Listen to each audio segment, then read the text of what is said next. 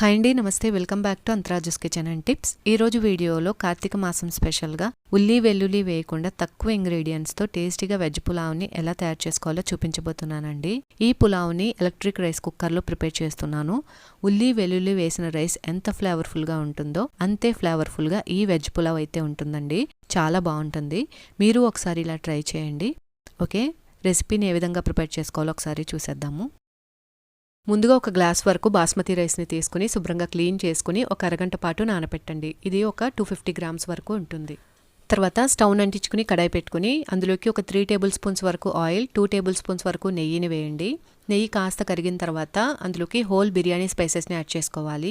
అవి కాస్త వేగిన తర్వాత ఇప్పుడు అందులోకి 1 టేబుల్ స్పూన్ వరకు అల్లాన్ని గ్రేట్ చేసి వేస్తున్నాను. ఒక 4 పచ్చిమిరపకాయలని విధంగా కట్ చేసి వేస్తున్నాను. తర్వాత ఒక పావు కప్పు వరకు క్యారెట్, పావు కప్పు వరకు బీన్స్, పావు కప్పు వరకు బంగాళదుంపల్ని విధంగా చిన్న చిన్న ముక్కల్లా కట్ చేసుకుని వేసుకోవాలి.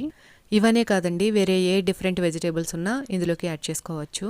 తర్వాత ఇందులోకి ఒక 2 టమాటాలని చిన్న చిన్న ముక్కల్లా కట్ చేసి వేస్తున్నానండి. అంతా కలిసేటట్టు చక్కగా మిక్స్ చేసుకోవాలి. తర్వాత ఇందులోకి ఒక పావు టీ స్పూన్ వరకు పసుపు, ఈ వెజిటేబుల్స్కి సరిపడా సాల్ట్ని యాడ్ చేసుకుంటున్నాను. ఇప్పుడు ఇందులోకి ఒక 2 టేబుల్ స్పూన్స్ వరకు కర్డ్ని వేస్తున్నానండి. ఇది ఆప్షనల్ మాత్రమే, మీ దగ్గర ఉన్నట్లయితే వేసుకోవచ్చు, లేదంటే స్కిప్ చేసేయచ్చు.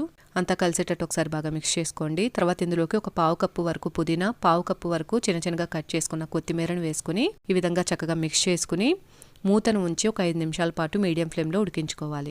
తర్వాత ఇందులోకి 1 టీ స్పూన్ వరకు వేయించుకున్న ధనియాల పొడి, ఒక 1/2 టీ స్పూన్ వరకు వేయించిన జీలకర్ర పొడి, అలాగే 1 టీ స్పూన్ వరకు గరం మసాలాను కానీ లేదా బిర్యానీ మసాలాను కానీ వేసుకోవచ్చండి.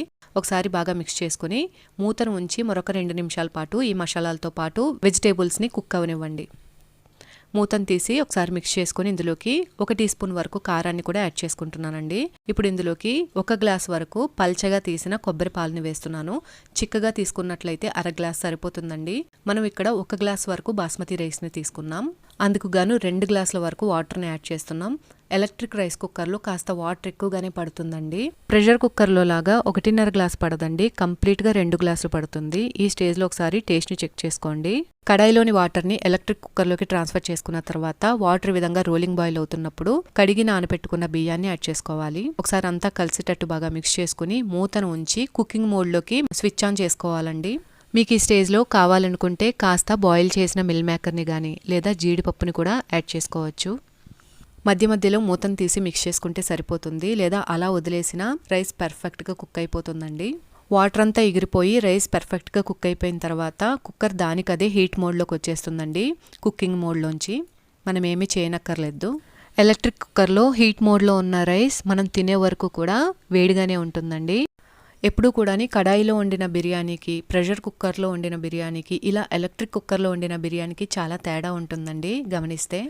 అంతేనండి, ఉల్లి వెల్లుల్లి వేయకుండా వెజ్ పులావ్ టేస్టీగా రెడీ అయిపోయింది. ఎలక్ట్రిక్ రైస్ కుక్కర్లో రైస్ పొడి పొడిలాడుతూ ఫ్లేవర్ఫుల్గా చాలా బాగా కుక్ అవుతుందండి.